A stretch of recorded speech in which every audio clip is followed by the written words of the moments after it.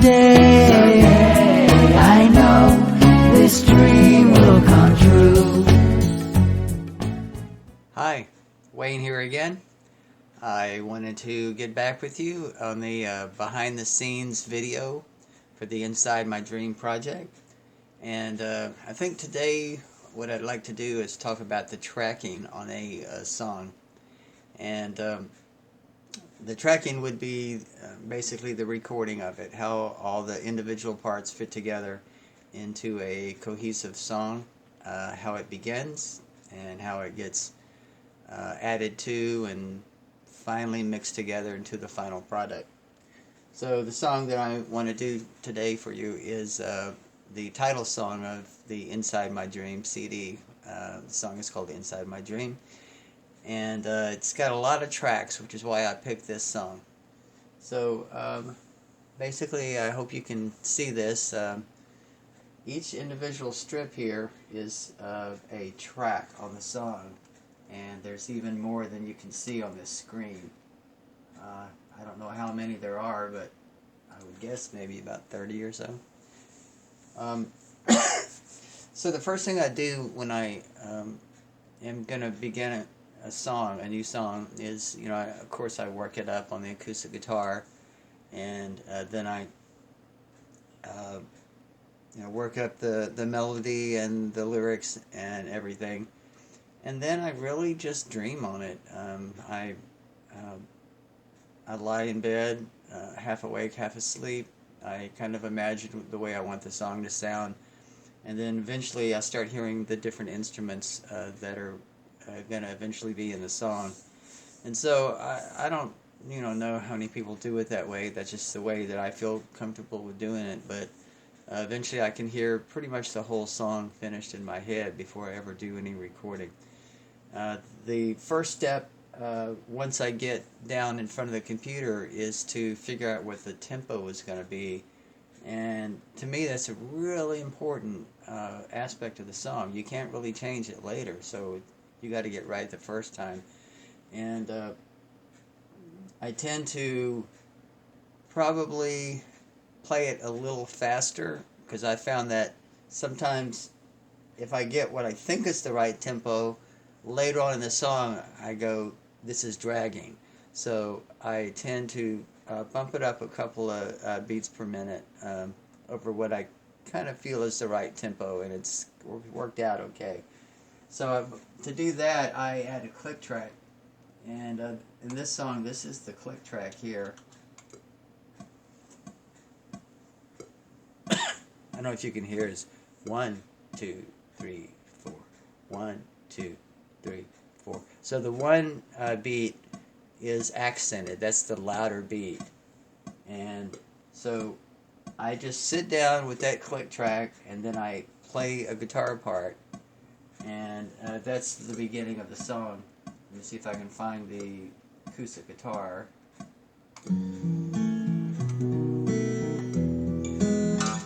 Let's go back to the beginning of it. So this is what it sounds like to me when I'm first starting the song.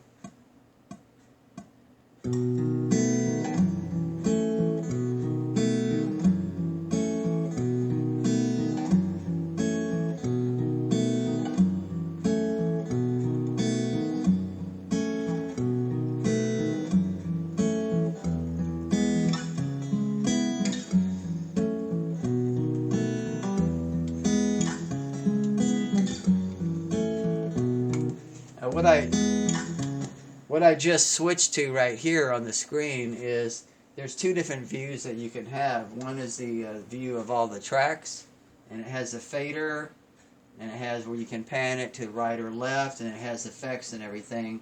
And then the other view that you can have is the waveform, and I switch back and forth between the two views.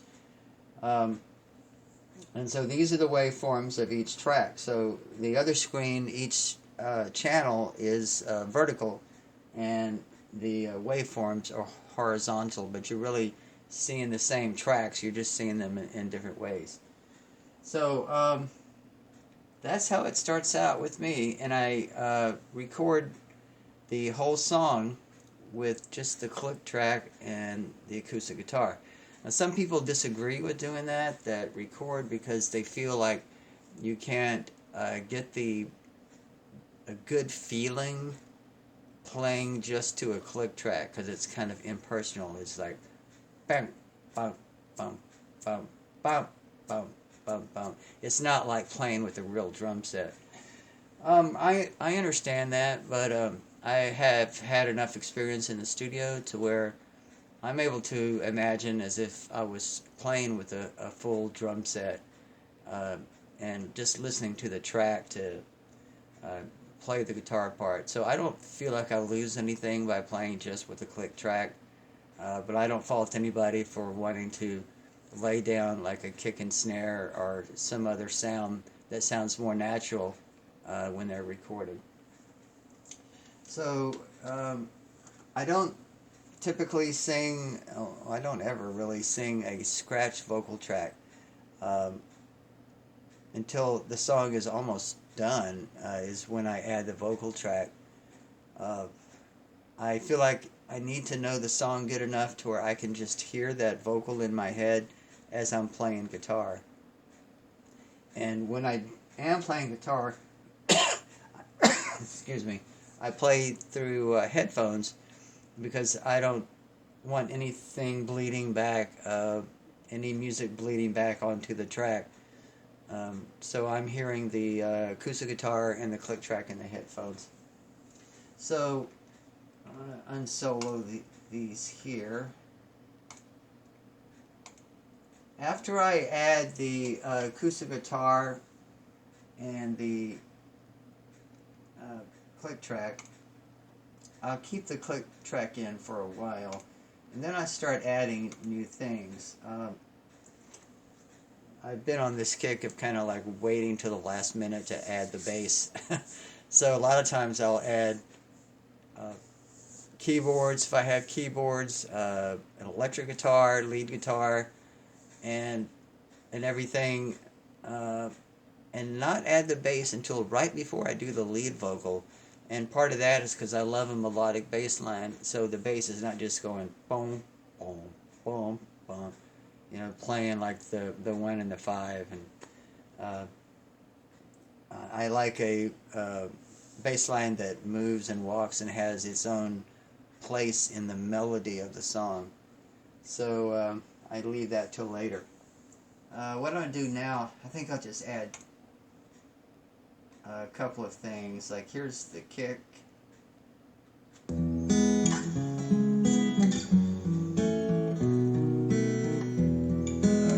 Here's some percussion.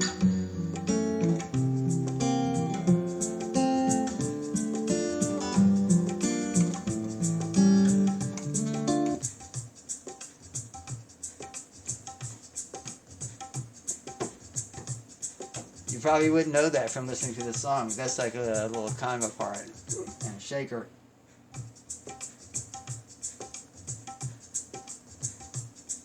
And the drums don't even come in till later on in the song, so there actually is no kick right now. Actually, maybe there is right here. There we go. There's the bass.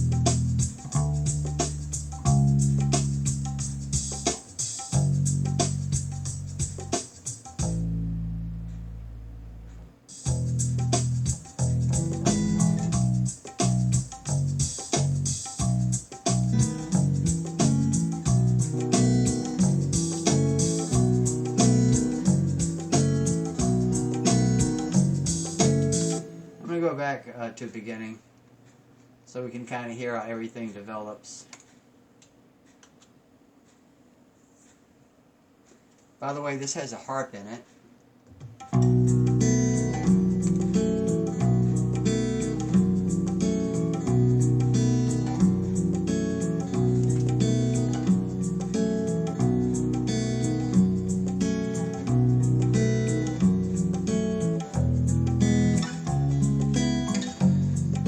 Starts out with a really simple bass, and then as the song goes along, the bass starts becoming more active and more melodic.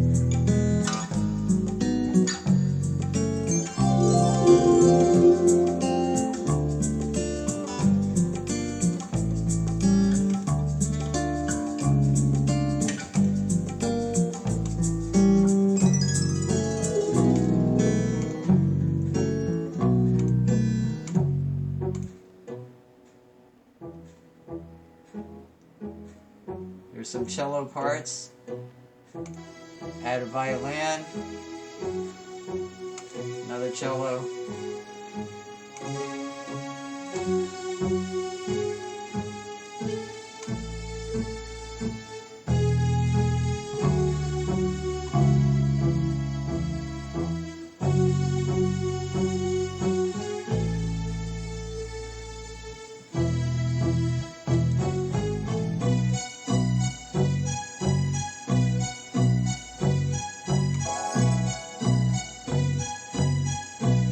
So that was just the violins and the cello and the bass guitar, and I put a little harp in it at the very end.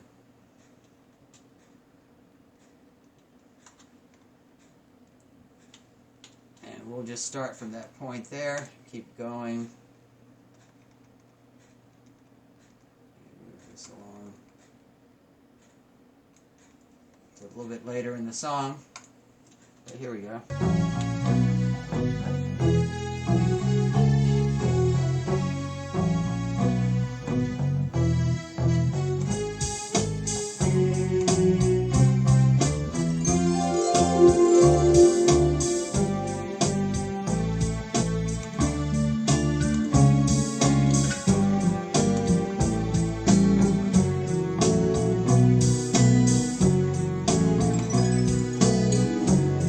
Now it's starting to sound more like a song.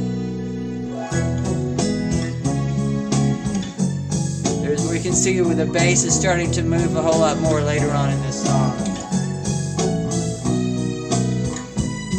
And that's why I like adding the bass later, is because the bass is kind of playing in and out. It's kind of doing this teasing melodic run with the string parts that are in the song.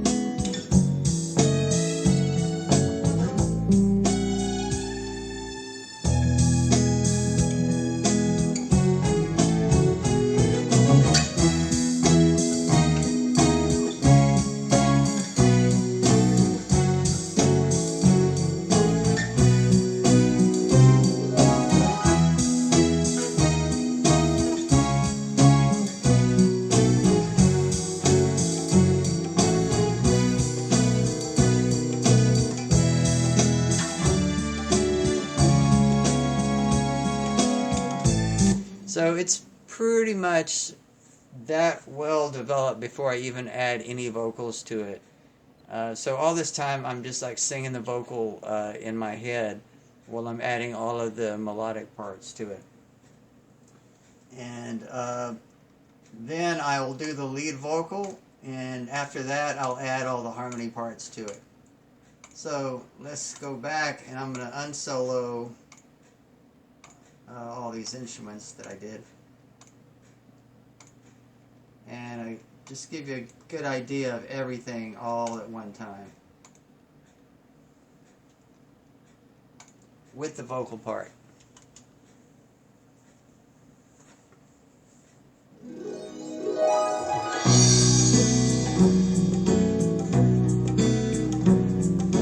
Last night I had a dream that I was in a movie. You and I were running in a meadow, not a care. So let's go ahead and stop it here, and I'm going to kind of show you how I do the vocals.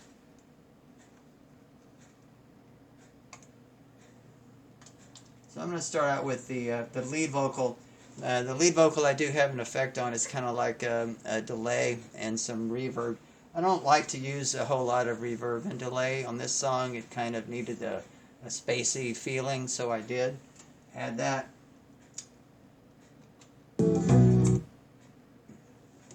Last night I had a dream that I was in a movie. You and So you can definitely hear the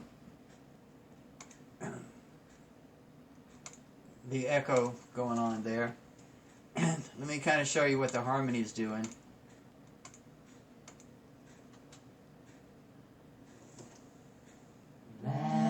last night movie. So it's only picking out certain words to add the harmony to, like last night movie. So it's got that low harmony in it, then it has a higher harmony too. We'll start from there. Movie. Meadow. Meadow. So it goes up a little bit. Meadow. Your love. The cloud was in my eye. We said goodbye, and it was gone. So I like to lay down the kind of the bass vocal first, because that kind of gives it some support underneath. And then you could see that a higher vocal came in. Cloud was in my eye. We put everything in here. Meadow, not a care, we were so much in love. Then a cloud was in my eye, we said goodbye, and it was gone. So there I was, all alone again. That's a key change right there. Wanting for the dream to never end. Watching the rain begin. Filling up my heart, tearing me apart. I'm missing you. Wanting to be back inside my dream. Holding hands upon the silver screen. With you again inside my dream. With you. Okay, so that's all the vocals going on. I add those one part at a time. Like I said, I start with the low parts, and then I kind of layer it, and then the last thing I'll do will be a high harmony. And I don't, just my general philosophy is I don't use a whole lot of processing normally. This song has more than I normally would, especially like with the reverb and the echo. I do like to use a lot of compression. I think compression is really important, and the compressor is what kind of squeezes it so things don't get too loud, and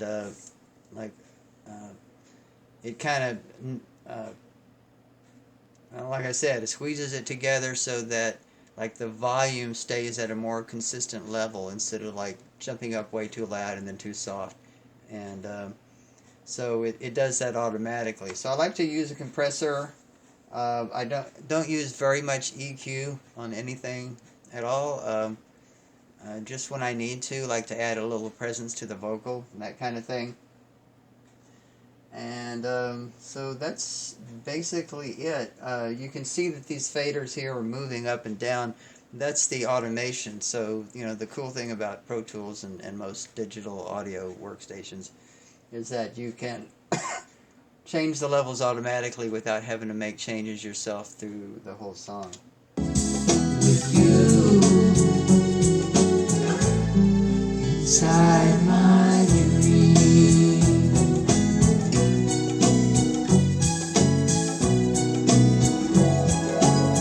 Last night I heard a sound coming out of nowhere.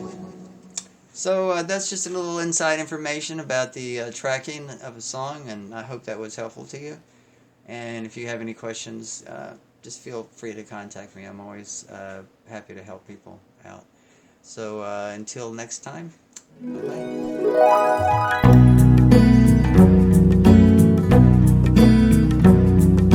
Last night I had a dream that I was in a movie. You and I were running in a meadow. Not a care, we were so much in love. Then a cloud was in my eye, we said goodbye, and it was gone. So there I was, all alone again, wanting for the dream to never